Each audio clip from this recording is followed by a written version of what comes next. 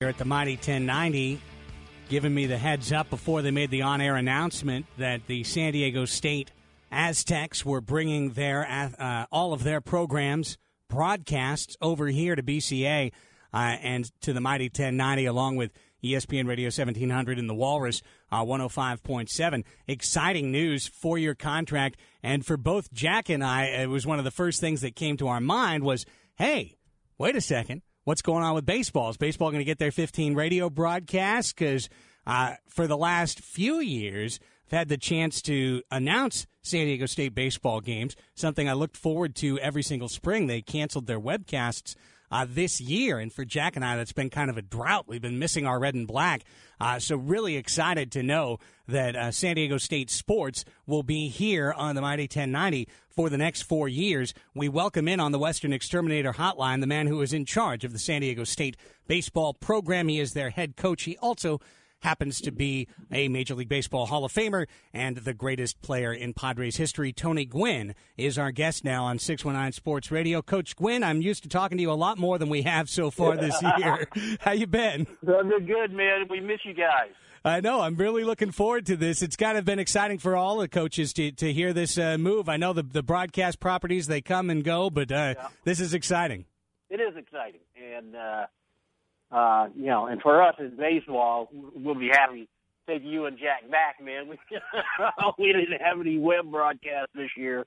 And unfortunately for us, a lot of people really hadn't been able to follow just how exciting this year has been. You guys have seen our clubs the last couple of years. We were really young, and to see these guys mature now and starting to put it together, starting to get better and better. It's this year has really been a lot of fun. We're only one game over 500, but we actually have played a whole lot better than that, and I think that's one of the things we missed by not having those web broadcasts is the fact that you and Jack always had a chance to see us play, and now basically you get this year you haven't, and I think we really would have benefited from the fact that somebody was there to watch us and talk about us, and so at least for the next 4 years now we know that's not going to be the case anymore. So I think we're really excited about that. Yeah, you and me both. Well, let's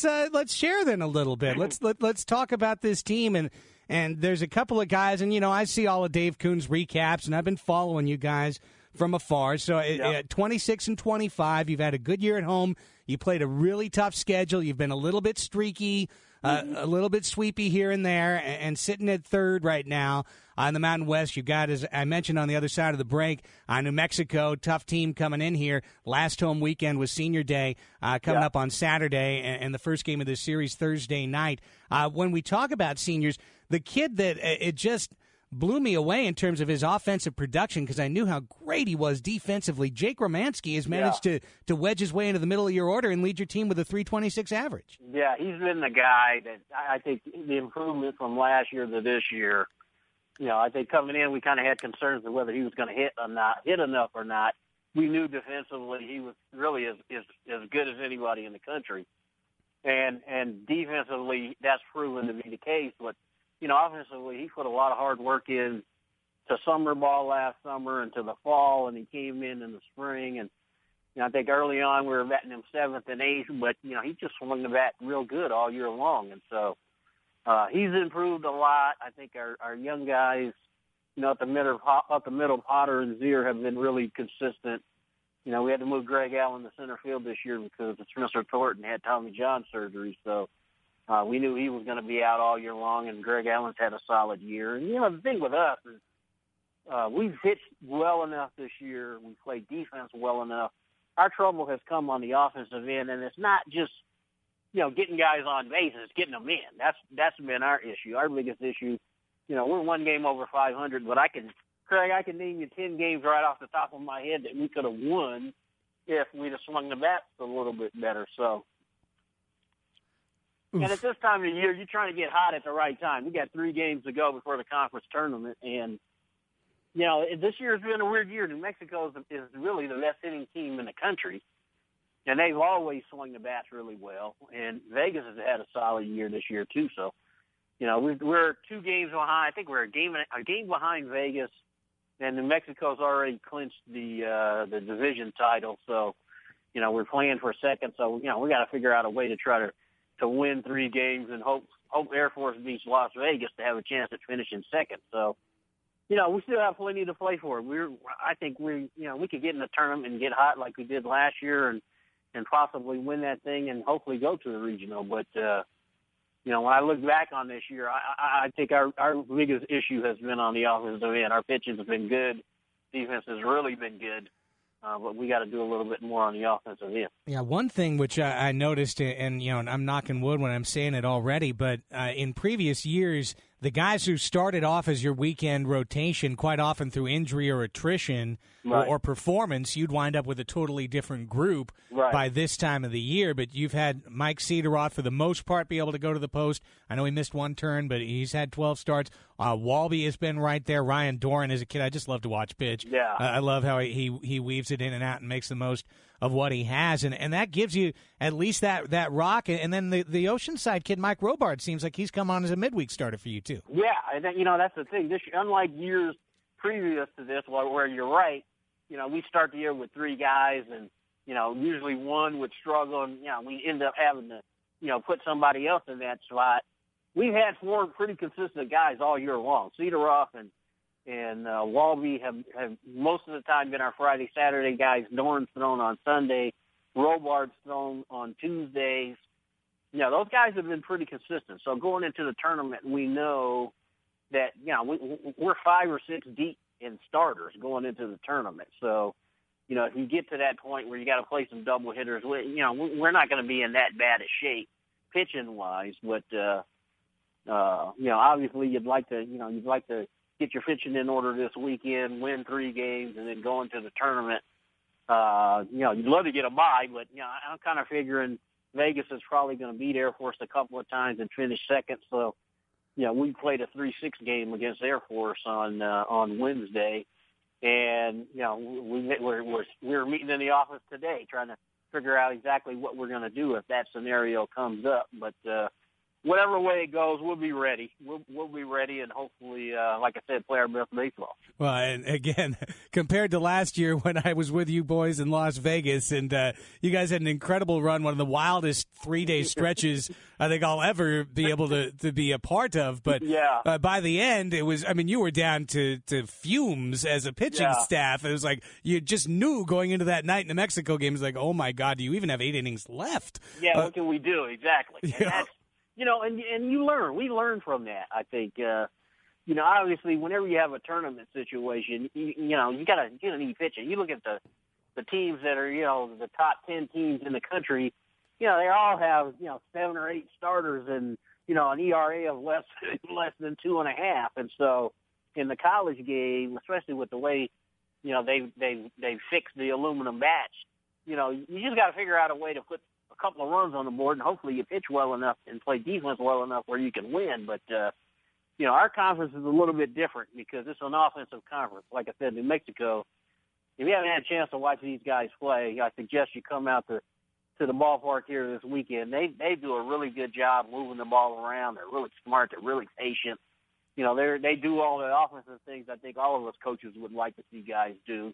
And there's no question they're going to be a test for anybody. But stranger things have happened. We're just going to go out and, like I said, try to play our best baseball and hopefully put a couple of wins together and get ourselves ready for this tournament next week. The unmistakable voice of Tony Gwynn on the other end of the phone here on the mighty 1090, Craig Elston and 619 Sports Radio. And that series against New Mexico gets started tomorrow night at 6 o'clock, so we know where Coach Gwynn is going to be. If you didn't have a game, Coach, I also know where you would be, which would be at Petco Park, because Steven Strasburg takes the ball. I was just talking about it last segment. This game coming up tomorrow night at Petco with Steven pitching in the pros in San Diego, this is something we've really been thinking about for 5 years. Yeah, the last time he pitched in Petco, we played UC Davis, and he didn't have the kind of start that he wanted to have that day. And so I know, they only come out here once a year, and he hadn't had an opportunity to pitch out here. And so if we weren't playing, I'm sure most of my guys would be at Petco along with the coaching staff. We would be down there, just to kind of support him and watch him pitch. But you know what? I don't care what his record is. I really don't worry about that. The thing with Strassi is that the guy throws strikes. And ever since he was a freshman at San Diego State, he could command the strike zone, and that's the thing that sets him apart from a lot of guys. I mean, he's got a great work ethic, and, he could easily be complaining about his team not scoring any runs for him, but, he doesn't. He just goes out there and tries to do the best that he can do, and, obviously he's going against my team, so I don't want him to have a whole lot of success, but, you can't help but pull for a guy like him because he just does things the right way. He goes about his business the right way, and he's going to get things turned around here, and he's going to start winning games again. But I just marvel at the fact that I don't know what is he 1-4, 1-5, but his ERA is 3, and still not walking anybody, and he just pounds the strike zone, and that's what he does. And it's so true, Coach. And I was talking about it a little bit last segment, but I think that health willing, this is going to be a great year for Steven Strasburg's career because really since the point where you gave him the ball in the starting rotation in 2008, he's been the man, even going through the minor leagues and his first turn through the big leagues till he got hurt. Dominant, untouchable, and people are thinking, Tom Seaver, just absolute dominance throughout his career. But here is one of those moments where baseball, once again, the grand old game raises up and says, hey, it's not always going to be easy. Absolutely. And how you handle this adversity that he's going through is going to speak volumes about, what kind of character he has here in the future. And again, I can say it because, we're fans and we, anytime he's pitching, we DVR it and try to watch it. And then, Nationals just aren't scoring a whole lot of runs for him right now. And it turns, every staff has a guy that you don't score runs for and a guy that you score a ton of runs for. And so, it'll turn for him and he'll get things going in the right direction. I'm not, I don't think anybody who knows him is much worried about it. He'll get things going in the right direction and start winning games again. One last thing, Coach, before I let you go, and again, I know that as soon as the season's over, you pay a lot more attention, and your focus is primarily on your team as it should be. But what have you seen from our local 9? What do you see from your pods so far? Well, I know we won 2 in a row. That's a good thing, man. We had some tough games down there in Tampa, but, the thing I like is that these young guys are grinding it out, I mean, when it was going bad, it's easy to kind of not work at it as hard, but I just don't see that. I see guys grinding it out. Guys are starting to hit. We're starting to hit a little bit more, and we get a little bit more healthy. I think they're going to be fine. I like our team a lot. I think I'm an optimist, so I've been saying the same thing for like 30 years, so I know people are tired of hearing me say it, but. I think they're going to be fine. You're in a tough division. You got some tough teams, Giants, Dodgers. Rockies are playing good. Diamondbacks are good. It's not an easy division to be playing in, but, I like the direction that they're going in, Alonso's coming along. Headley's going to be that steady guy in the middle. Looks like Quentin's staying healthy this year. You'd love to get Cameron Maben back in the mix. Cabrera's starting to, he's starting to make some things happen in the leadoff spot. So, you got some young players who are hopefully starting to figure it out, starting to come into their own, and we can get our pitching kind of situated and get some consistency there. I think Cashner coming back really helps a lot too. But we need to keep giving Houston Street opportunities to call those games. There hadn't been many chances here in the early season, but I like what I see. I think they're going to be okay. I think they're going to be fine. I think. In a year or two, they're going to be right there in the thick of things because they got good young players. They got good young players coming up in the minor leagues too. And in this division, that's how you got to do it. Free agency, if you go into free agency, you have to get the right guy. But if you can draft and develop your own, that's always the best route to go. Coach, said it at the start, I'll say it at the end. Too few conversations this spring. We will certainly be correcting that coming forward with Sdsu on with a 4-year contract here with BCA Radio. Best of luck, not only against New Mexico, but going forward into the Mountain West Conference Tournament. All right, Craig. Thanks a lot, man. You bet. Great talking to you. Tony Gwynn.